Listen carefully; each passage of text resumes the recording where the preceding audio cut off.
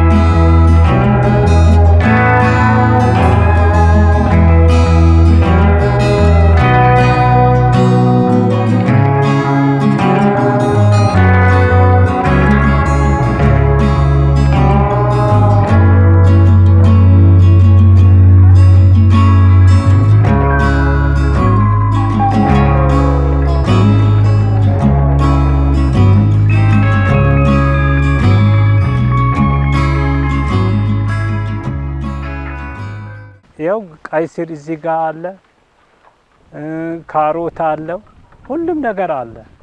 ግን በትንሽ ቦታ ጎመን በጓሯችን ነው። እንቁላል አለ።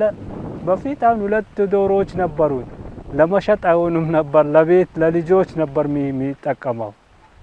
አሁን የተረፈውን ሸጣለሁ፣ ቤት እኔም ራሴ ይጠቀማለሁ። አሁን ጎመን ለገበያ እንሸጣለን፣ ለራሳችን የተጠቀም የተረፈውን እንሸጣለን።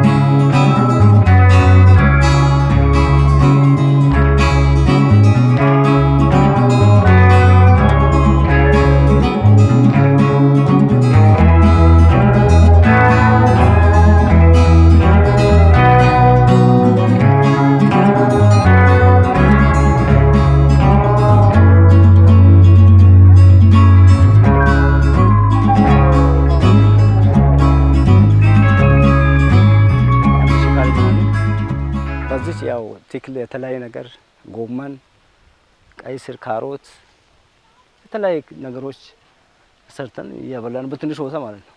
ከዛኛው ከ3 ከ4 ሄክታር ለውጥ ይሄ ይሻላል። ከዛም ደግሞ ገጠር ላይ ማለት በዛ በጭስ ከበሬዎች፣ ከላሞች፣ ከፍየሎች፣ ከበጎች አንድ ላይ ነበር።